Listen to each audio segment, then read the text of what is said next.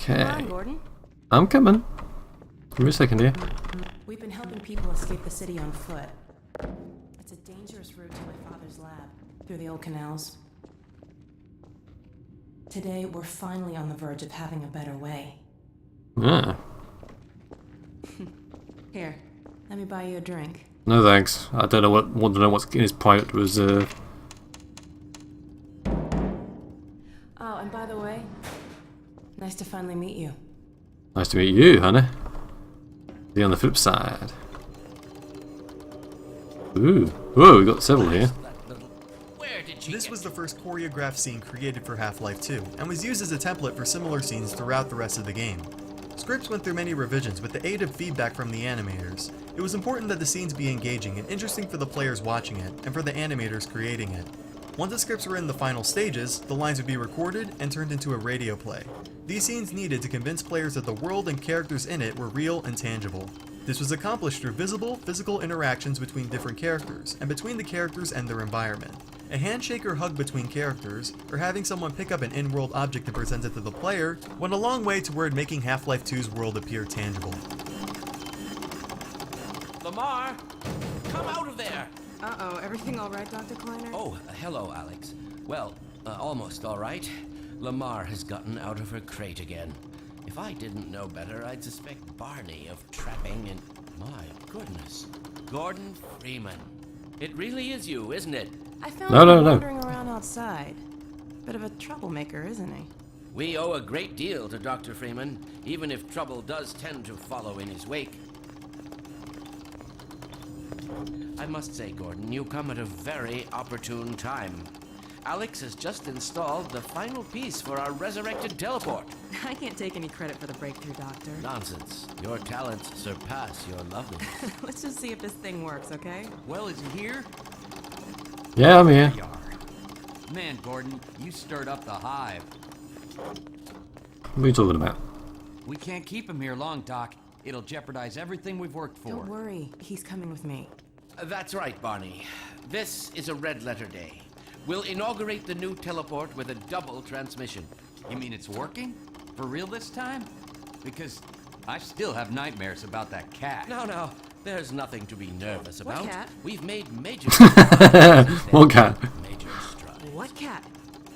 Doc, since he's not taking the streets, you might as well get him out of his civvies. What? Oh dear, you're right. I almost forgot. Barney, I'll give you the honor. I've got to get back on my shift, but okay.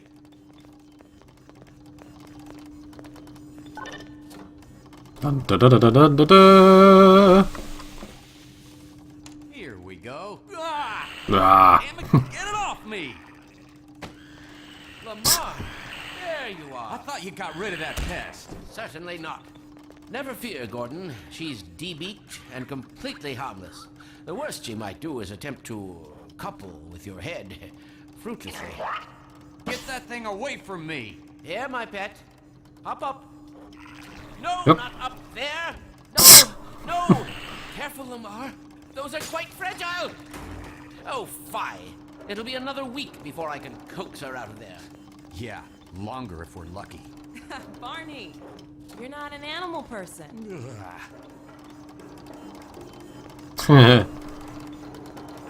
Well, Gordon, go ahead. Slip into your suit now. Okay. Power armor is common among first-person shooters. Its primary purpose is to provide an in-world explanation for important gameplay elements, like why the player can take so many bullets, and the existence of a heads-up display. The HEV suit in particular is useful as it alerts the player of environmental hazards, as well as the current status of Gordon's health. Half-Life 2's HEV Mark V appears to be composed mostly of a Kevlar or chainmail-like material, which seems far more realistic than Half-Life 1's rigid and metallic design for the Mark IV. In fact, the Mark V was to be much more flexible, resembling a leather torture suit. However, this was inevitably scrapped, sweetness, hang presumably on. due to a more familiar design that was faithful to the original game. There we go. During long expository scenes such as this one, Valve prefers to let the player look and walk around freely rather than seizing player control for a cutscene.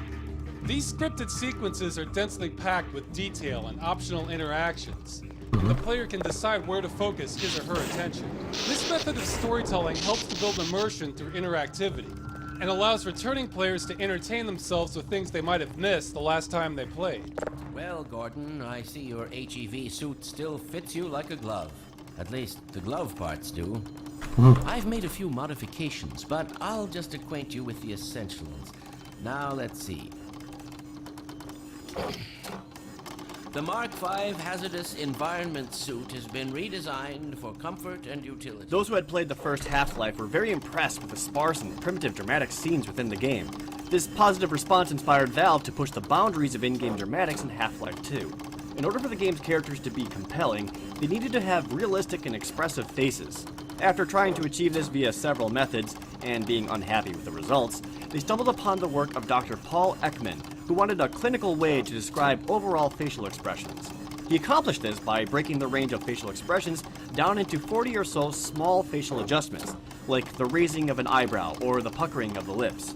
By understanding how these adjustments combined together and affected each other to form expressions, a system could be formed that would recreate these small adjustments on a computer-generated face, achieving the realistic and expressive faces that are a hallmark of Half-Life 2. Okay. He's wasting a shitload of paper here. Oh dear. Doc, we don't have time for this. At least get that suit juiced up, Gordon. Good idea. There's a charger on the wall. I've modified your suit to draw power from Combine energy outlets, which are plentiful wherever they patrol. Not much power. Meanwhile, let's get this show on the road. Ooh, hey! Who shoved me?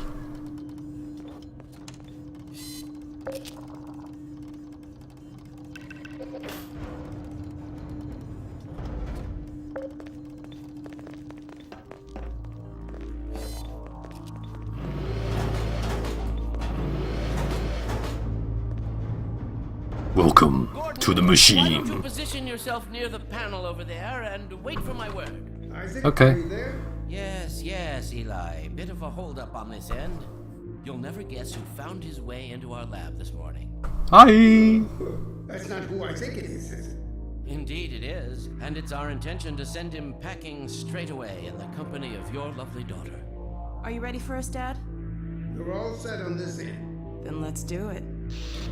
Let's do this. The massless field flux should self-limit, and I've clamped the manifold parameters to CY base and LT orbifold, Hilbert inclusive. Conditions could hardly be more ideal. That's what you said last time. Hey, yeah, about that cat. Initializing in 3, 2, 1. No fiddlesticks. What now? Aha! Doctor, the plug. There you go. Excellent. You gonna let Gordon throw the switch?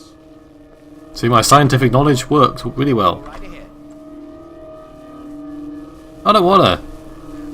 Oh, alright then, hang on. Very good. Final sequence. Commencing now. I can't look. Okay.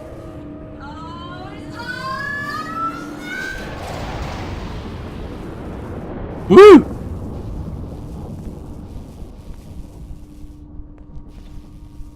Well, did it work? See for yourself. Hey, Doc. Thank goodness. My relief is almost palpable. Fantastic work, is it? Well, I can't take all the credit. Dr. Freeman proved an able assistant. That's right, bitches. Come with the plug master. Right, you are. Woohoo! Speak to you again in a few moments. Good job, Gordon. Throw guys, that switch there's a and blue all. screen of death I can here. see your MIT education really pays for itself. All right, Barney. Yeah, you want it? Sure. Gee, thanks. Gordon, as soon as you're in position, we'll send you to Eli's. And not Okay. too soon. Well, it seems good, guys. I mean, you know, you're just gonna send me straight to where I need to go. No silly missions or long-winded, Barney, stupid if you'd be so kind. journeys, and I can't talk properly. Yes, indeed. We're ready to project you, Gordon. Roll You know, the for switch is still in the wrong place. Best of luck in your future endeavors. Final sequence. What the hell? What is it? You're a freaking headhopper! Lamar, Whoa! What the hell? Ah! Is Lamar with him? Forget about that thing. He's coming through, Dad. What's going on, Judy? I'm not sure. It seems to be some kind of interference. Uh-oh. Stay put. We'll get you out of this. Something. Ah! What's the meaning of this? Who are you? Get in here. Hello?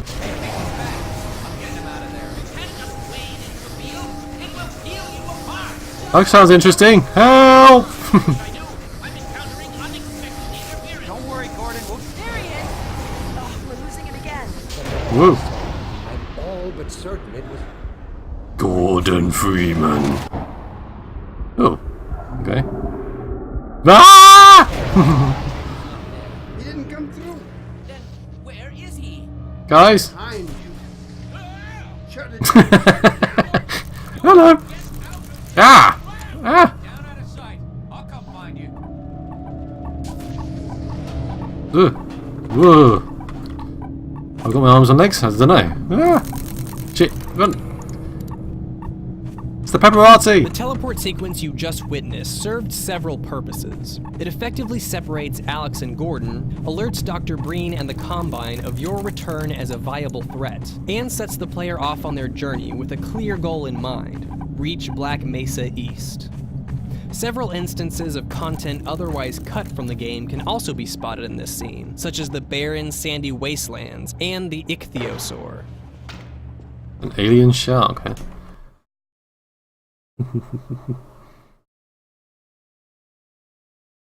Loading, loading, loading, loading, loading.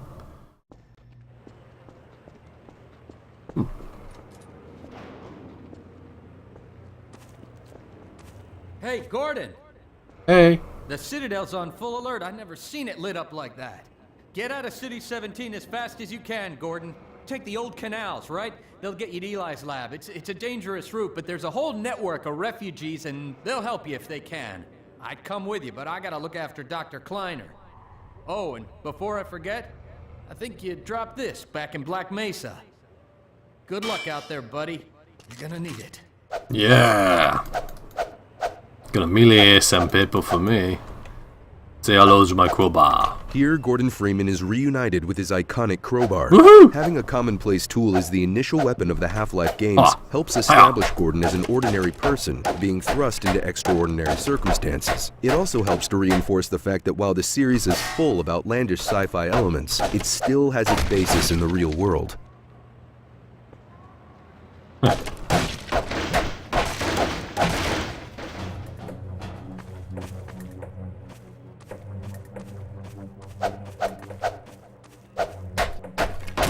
That's it. No boxes a match for me and my crowbar. Oh, you take my picture, eh? Come here, bitch. Yeah, that's it. No pictures. Ah! Ow. Whoop.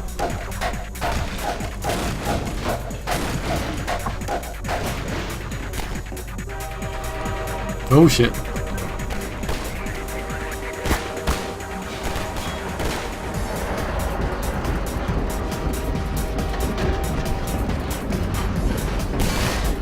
Yikes! Woohoo! Whee! Ouch!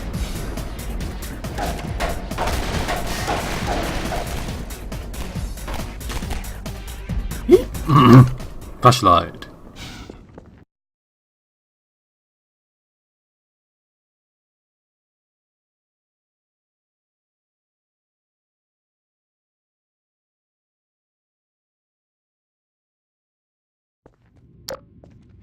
Root canal. Very good.